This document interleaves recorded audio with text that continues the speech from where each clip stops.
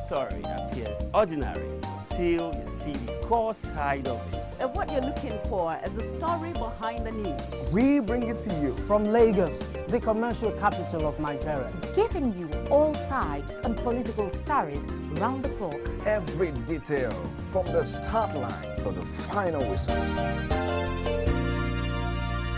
CoreTV News, expanding your view.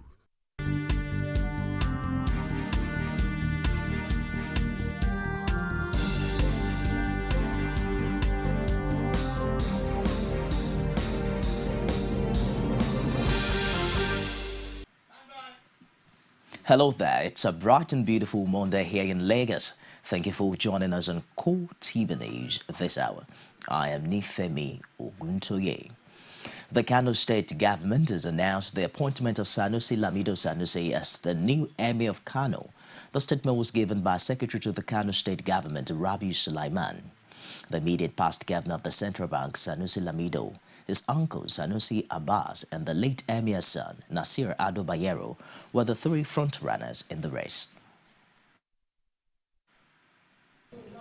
And as it is customary, the council, the Emirate Council, not responsible of appointing the new Emir, has sat down, discussed, and forwarded three names to the government to choose among those the one that will succeed His Royal Highness, the demised Emir of Kano, Alhaji Abdullahi Bayero. Out of these three names, the government chose Sanusi Lamido Sanusi as the new Emir of Kano. Thank you very much. The former CBN governor is the son of Mohammed Lamido Sanusi, who was a technocrat and a career diplomat. Sanusi is the grandson of the 11th Emir of Kano, an Islamic scholar, Muhammadu Sanusi. He was appointed governor of the Central Bank of Nigeria on June 3, 2009, and was suspended on the 20th of February 2014. He is a career banker and also serves as a respected Islamic scholar. The Global Financial Intelligence magazine, published by the Financial Times, conferred on Sanusi 2 awards: the Global Award for Central Bank Governor of the Year and Central Bank Governor of the Year for Africa. The Time magazine also listed Sanusi in its Times 100 list of most influential people of 2011. The emergence of Sanusi as the new Emir of Kano may not have come as a surprise to observers of events surrounding the emirate. For them, the journey to the emirate started when even Sanusi was sitting atop the Apex Bank. Tolu Ojawumi takes a look at the intrigues and power play behind his emergence as Emir of Kano. It is a mixture of politics and economic power backed by intense power play. For the first time in the history of the Kano Emirate, non-indigenous are featured in the lobbying involved in the process of who emerges the Emir. CoreTV News gathered that Sanusi was engaged in intense battle with Sanusi Bayero, a son of late Emir Ado Bayero, who died last Friday in a bid to be named successor to the elder Bayero. APC leaders were also spotted in Kano prior to the selection of the former CBN boss.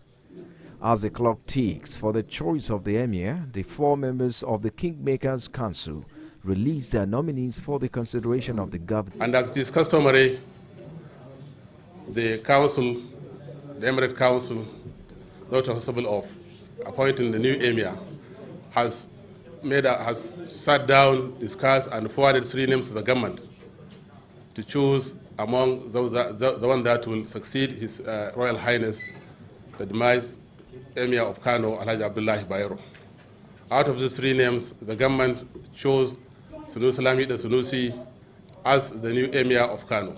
According to Chapter 41 of the Laws on Appointment and Deposition of Emirs, Section 3, Subsection 1, upon the death, resignation, or deposition of any Emir, the governor may, in conjunction with the council, approve as a successor of such Emir any person appointed by those entitled by tradition to appoint in accordance with such tradition, and if no appointment is made before the expiration of the period prescribed by such tradition, the governor may himself appoint such a person as he may deem fit and proper to carry out such duties incidental to the membership as may be necessary to perform.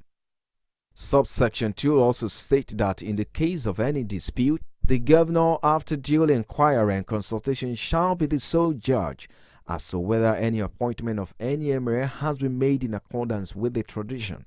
Speculations have it that most of the establishment, including the emirate and elders, rooted for the late emir's son, while the state's technocrat and political class supported the new emir. This may have set the tone for the protests that followed immediately after the announcement of Sanusi as emir of Kano.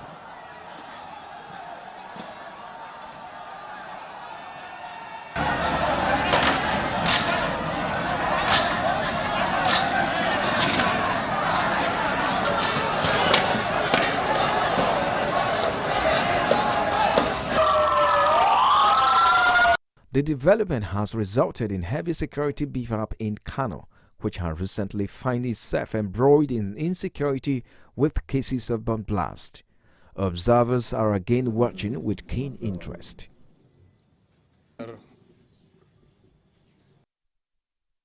Away from Kano now to Ekiti, a gathering of the All Progressives Congress in Ado-Ekiti was dispersed by the police. The use of tear gas and gunshots led to the death of one APC supporter as residents scamper for safety. Rashid was there and filed in this report. Less than 24 hours after the PDP rally led by President Goodluck Jonathan, the All Progressive Congress rally to sweep off the feet of the PDP was disrupted by mobile police force led by Mopo Commander Gabriel Selekere.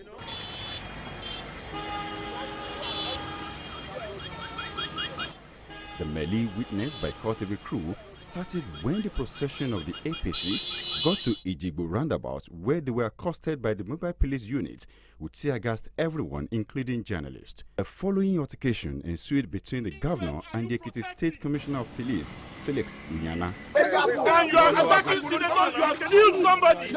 You have killed somebody here. Who are you defending? Whose interest are you protecting? You are going to cause trouble in this country. The All Progressive Congress chairman, Gideawe, expressed sadness. See what has happened today. We are not going to take this. The president visited yesterday and the police are doing this to us today. And I even had the vice president still around. In the violence, an APC supporter was killed with shots allegedly fired by the Mopo commander, Gabriel Selekere. The whole of Ado-Ekiti is now in restive camp as all churches were hurriedly closed and people rushed back home for safety. Meanwhile, the leadership of the All Progressives Congress in Ekiti State has called for the removal of Gabriel Selekere, the mobile police commandant that led the team of policemen to disperse the party's gathering, leading to the death of a party supporter. Rashid has details. I am the chief security officer of this state. And you are attacking senators. You have killed somebody. You have killed somebody here. Who are you defending? Whose interest are you protecting? You are going to cause trouble in this country. Whose interest are you protecting? I cannot be living. You must be everybody here. I'm sorry about that. We were holding anybody. That was the situation at Ijigbo roundabout in Ado-Ekiti. The All Progressives Congress has alleged that the police are now the extension of the PDP, a statement dismissed by the PDP leadership. Commandant, the person of Selekere, was leading a detachment of the Mopo. Immediately we were dispersed. The man shouted PDP. Some members of the National Assembly say the police are acting as script. That we are senators, we are honorable members of this great party led by our state chairman. They said to hell to senators, to hell to honorable members. I wouldn't know what they mean by that. Police asking the script of PDP. In the wake of the crisis, leadership of the All Progressives Congress went tough, while the police insist that what happened is an inter-party affair, adding that the situation is now under control. The Commissioner of Police in Ekiti State and the Mopo Commandant, within 24 hours, the man should leave this state. Otherwise, what has started this morning in Ado-Ekiti will reverberate nearly in all the 60 local government of Ekiti State. Normalcy have returned to the troubled area, while anti-riot police and other security agencies are patrolling the area. Meanwhile, the 8 persons arrested are still in custody and they are being interrogated. The spate of violence that characterized political campaigns in Ekiti State is still raging with less than 2 weeks to the election. Rashid, CoreTV News, Ado Ekiti. And in the same light, Vice President Namadi Sambo's appeal to supporters of the People's Democratic Party in Ekiti State to work towards ensuring victory for the party in the June 24th governorship election. Sambo made the appeal at a closed-door meeting with the party leaders in Ado Ekiti. The state's PDP chairman, Makonjola Ogundikpe, briefed journalists at the end of the 3-hour meeting. Ogundikpe says Sambo also appealed to aggrieved members of the party to sheath the sword and rally support for the party to ensure victory. Vice President Sambo, who heads the national campaign team for the polls, advised party supporters against being provoked by supporters of other political parties into creating chaos in the state. You're watching CoreTV News on the Hour. We'll take a short break and we'll be back with more stories. Stay with us. On the day list this morning, Nigerians encourage corruption, cites June 1st of the Punch newspaper. And Nigerian Gardener Forum calls for Okonjo Iweala's resignation. Page 2 of the Punch newspaper. The dailies every day on CoreTV News. CoreTV News now provide a platform for live coverage of political rallies and electioneering campaign from anywhere in Nigeria. Political news stories, political editorial reviews, political discussions, personality profile, People's Parliament from the National, State and Local Government Assembly. Contact us now on 0803-471-8550 or 0803-724-9733. 01453-3407. Our 24-hour news station.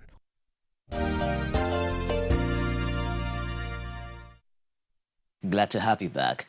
For more information on the news and other programs, you can visit us on our Facebook page.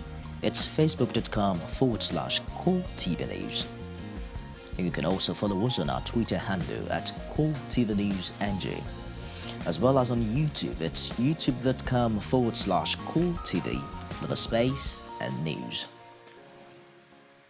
China's foreign minister begins a 2-day visit to India for the first high-level talks between the world's 2 most populous nations since Prime Minister Narendra Modi took charge. Wang Yi is coming to New Delhi as a special envoy of China's President Xi Jinping to establish contact with the new government of India, the Indian foreign minister says. Despite his hardline nationalist reputation, Modi has been making overtures to traditional rivals China and Pakistan since his Bharatiya Janata Party swept to power last month. The new Indian leader has invited Xi to visit later this year. The Chinese foreign minister is set to meet Indian government officials, including his new Indian counterpart, Sushma Swaraj, and President Pranab Mukherjee. China is India's biggest trading partner, with two-way commerce totaling close to $70 billion. But India's trade deficit with China has soared to over $40 billion from just $1 billion in 2001 to 2002. Experts say Modi must bridge the deficit by seeking greater access to the Chinese market, with the two sides targeting annual bilateral trade of $100 billion by 2015. That's it on CoreTV News this hour. Do join us again at the top of the hour for more. Up next at 8:30 is The Dailies. Stay with us.